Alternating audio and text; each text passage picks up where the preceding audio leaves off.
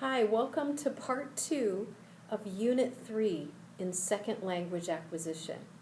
And the goal of this unit is for you to have a fairly clear sense of what the working theories about second language acquisition are for TESOL professionals now, as well as what we believe the process actually looks like as people learn language.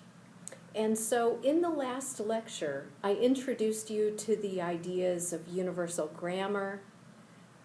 We took a look at interlanguage. We talked about developmental errors. We talked about transfer and interference, in which the first language impacts the learning of the second language. And our focus today is to talk about what that process actually looks like. So most of you by now, you have built up at least a little bit of experience spending time with people who are in the process of learning English. And so you've experienced students who are somewhere on that interlanguage process. And what I'd like you to do right now is to think of someone that you've recently worked with or someone that you know. Think of them just for a moment.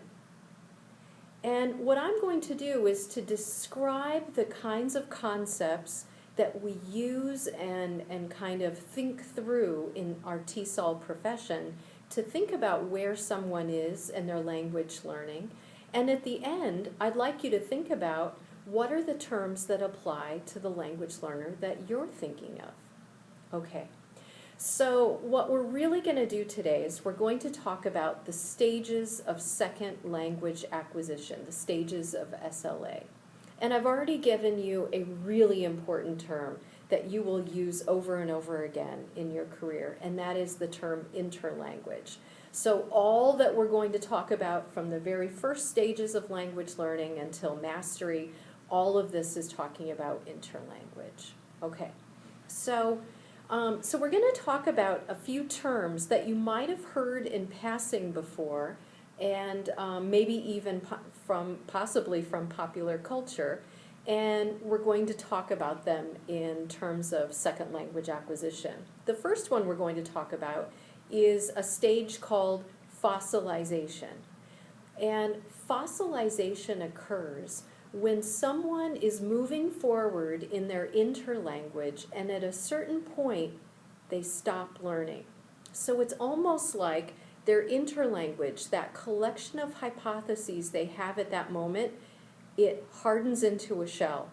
And that's the way they operate with the language for the rest of their lives.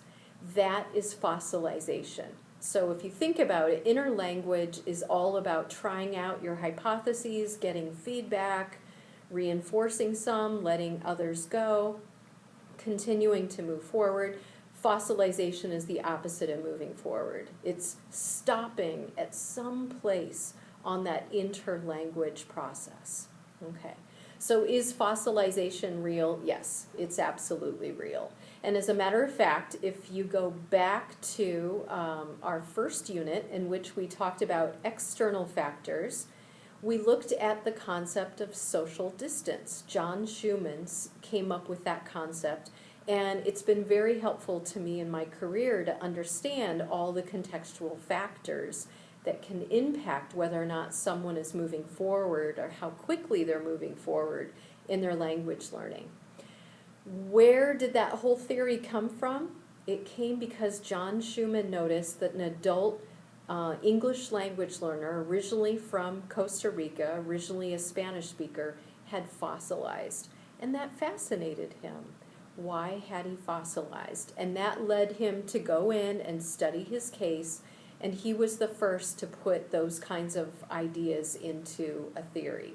That the contextual factors around us, how people feel about our culture, how people feel about our language, how accepting they are of our group, really impacts how quickly we're moving forward. Or in the case of that learner, whether you just stop. Okay, so fossilization is real.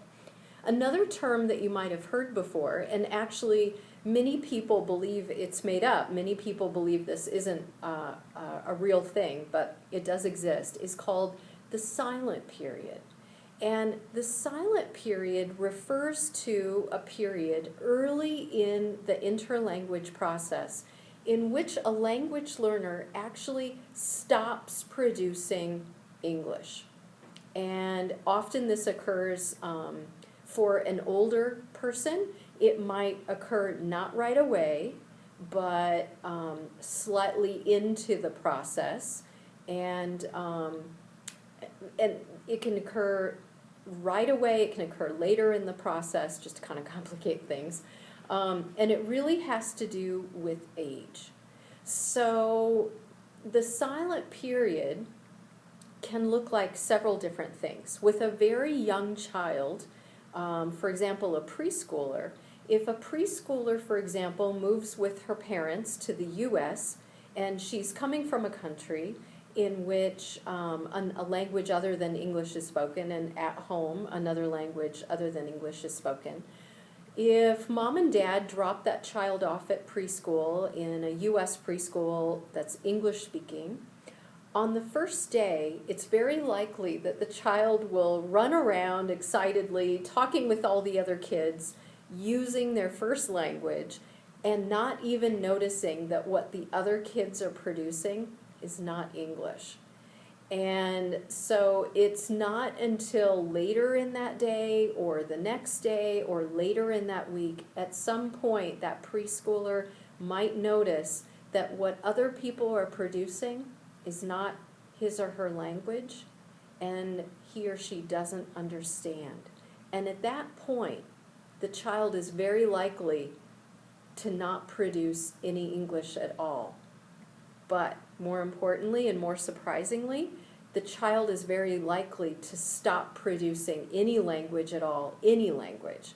So that means that when the parents pick the child up and the child goes home, they don't speak in the native language either. And so it can happen like that. It can happen with a very young child when the child suddenly realizes it. It can happen with an older child or even with adults theoretically, but I've never seen it with an adult.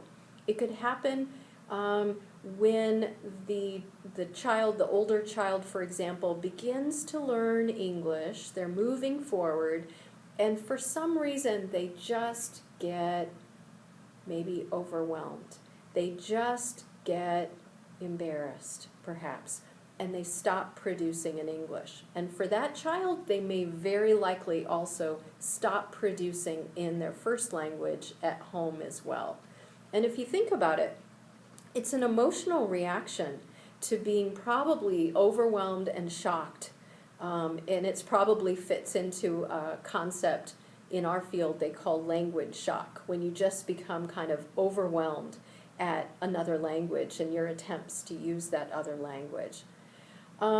So some people who haven't seen the silent period believe that it doesn't actually exist, but I've actually seen it 3 times.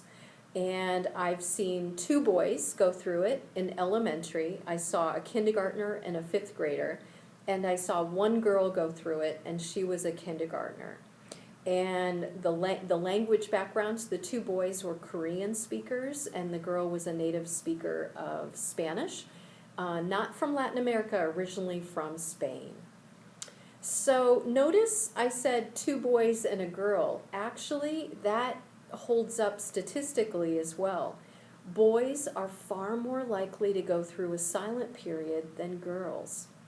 And the belief is that girls are more likely to feel comfortable using language and using language to ask for help and fix problems. And so for boys who perhaps don't feel that comfortable in that way, they might be more likely to shut down. So that's been kind of the prevalent explanation for why it's far more likely that boys will go through it than girls. And looking at age, the younger the person, the more likely they are to go through a silent period than the older they are. Now, there's 2 ways that students can exit the silent period, and I've seen both. Now, for both of the boys that I saw go through the silent period, a kindergartner and a 5th grader, for both of them, They, for several weeks, produced no language at all. And as a matter of fact, with the kindergartner, there was another Korean speaker in the classroom, and the child did not produce Korean with that child either. So really followed the whole just completely shutting down linguistically. And for both of the boys, after a period of a couple of weeks of being completely silent, when they were asked a question, a yes-no question, they would begin to produce a one-word answer, yes or no. And after that, when they were given a question like, do you want yogurt or a popsicle for your snack, they would say the word, just that one word that indicated their response. And from there, where they went were kind of phrases, producing phrases like, do you know where Scott is in the gym?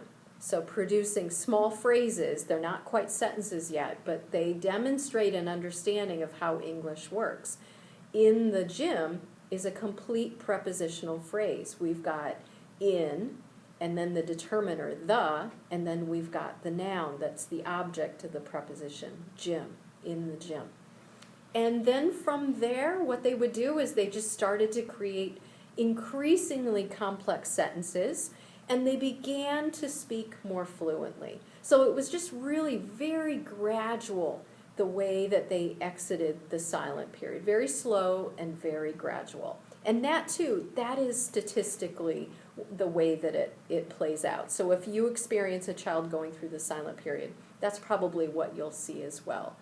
Now, the child who was a kindergartner, originally from Spain, the female child that I was talking about, she exited the silent period in a completely different way.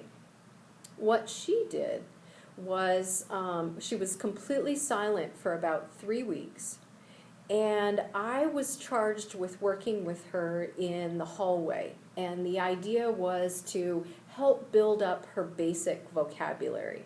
So I had gone to the dollar store and I had bought some little sets. Like I bought a set of animals, a set of vehicles, a set of cooking utensils. So I had all these sets.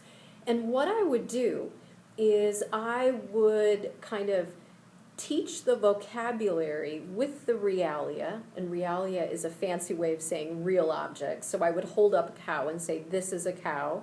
Hold up the pig. This is a pig. This is a truck. This is a cup, that kind of thing. And then I would give myself commands. Put the spoon in the cup. And then I would say it, and then I would repeat the phrase as I was doing it so that she could see it. Then I would, to check her understanding, because she was in the silent period, I would turn to her and give her the command. Put the cup in the spoon. Put the spoon in the cup. And she would carry out the action. She was a very quick learner. And so by the end of the lesson, she would have learned lots of vocabulary, and she could demonstrate to me that she understood what I was asking her to do. And so one day when we were working on all of this, I was kind of reviewing, and I was in a really silly mood. And I picked up an animal and put it like in a pot or pan. So I put two things together that did not belong together. And she was completely silent, and then she started laughing, and then she created her first sentence ever in English, and it was very complex. She said, "That's funny, you put the cow on the truck," or whatever it was. And so she actually created a fairly complex first sentence. And there are some students, just like she did, who exit the silent period in that way. And I think it's really key for us to keep that in mind, to kind of think about the whole meaning of the silent period.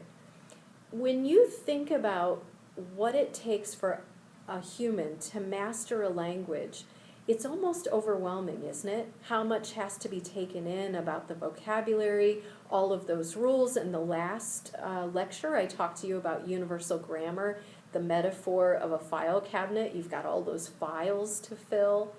It's almost overwhelming. And so if you think about the silent period, perhaps one way that might assuage your fear about a student just simply fossilizing is sometimes it might just be a way that a language learner says, time out. I just need to take in information and let my brain process it. And so when you have a student who exits the silent period with fully developed complex sentences like that student did, I think what it tells us is the silent period is not lost time. The silent period is actually a very rich time in which a student can be processing that language, taking in great amounts of input, and without the pressure of production, just making sense of it. Another thing I'd like you to think about is you cannot force a student to come out of the silent period. Now, I'm not saying that there aren't teachers who have attempted to force students to come out of it, but attempting to punish that kind of linguistic stage is a real mistake. Students will come out of it when they're ready. Our job as instructors is to create an amazingly rich environment in which the students are able to make sense of what we're talking about. And you will learn more about how it is that we can design instruction that way in the next unit. But really, that is our job, not to try to force them to speak, but rather to give them, when they're ready to speak, to give them a lot of input that they can draw upon.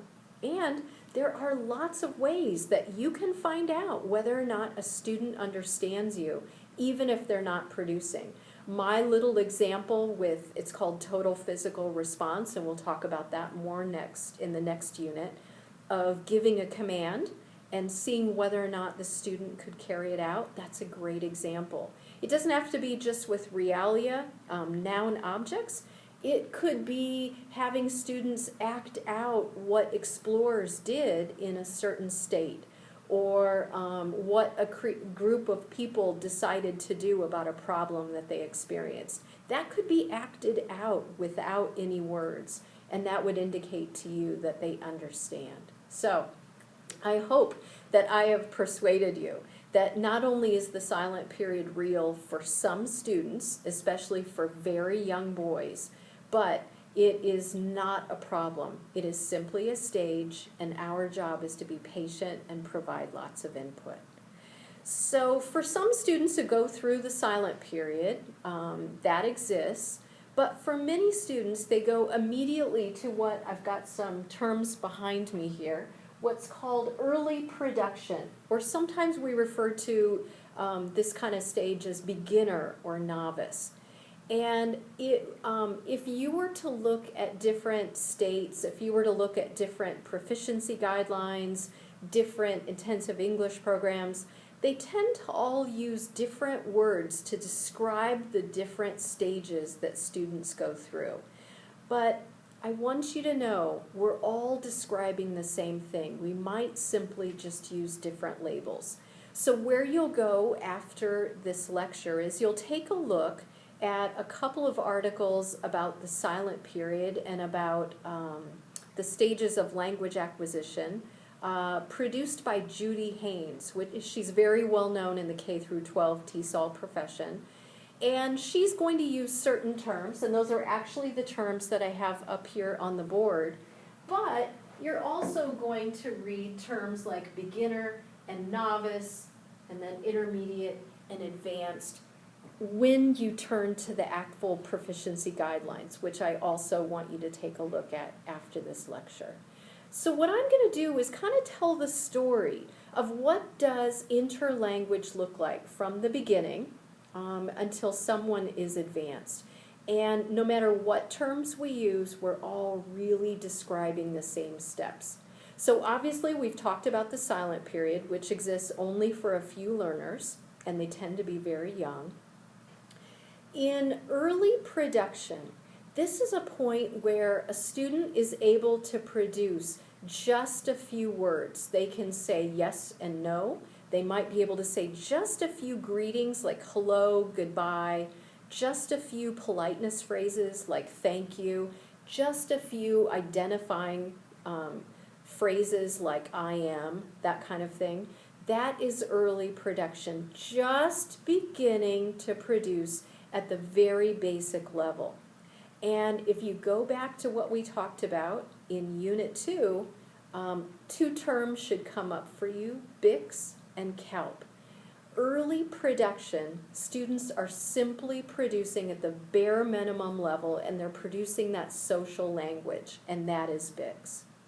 And then the next stage, speech emergent or speech emergence, this is when students are beginning to produce sentences, they're beginning to produce in writing, they might even begin to put sentences together in answering a question in writing. If you ask them a question, they will be able to say more than my name is. They might be able to tell you my name is, I am from, so they can add a little bit more.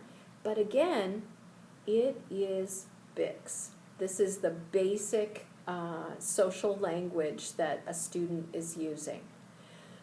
Once you move to the intermediate stage, this is the point where students they're really becoming fluent with BICS. They are able to describe their family. They are able to describe their neighborhood. They are able to tell you about their hobbies. They can tell you, maybe with very problematic past tense, they can tell you what they did at recess or who they sat with at lunch. And so at the intermediate stage, they're really developing fluency in BICS, and they are beginning to master CALP. So here is the place where, with a great amount of scaffolding, with a great amount of support, they can access those academic pieces that you're putting in front of them, whether you're teaching adults how to write how to write an essay, how a paragraph works, that kind of thing. With a great amount of scaffolding, they can access that, and they can begin to produce in an academic way. Or whether it's in a third grade classroom and students are learning about camouflage. So with a great amount of support, your student can begin to access through reading, through listening, some of those scientific ideas about how animals protect themselves. So intermediate is kind of that place where students are really starting to get the conversational, everyday language and just beginning to really master their CALP. Do they need a great amount of help at this point? Yes, they do, to be successful.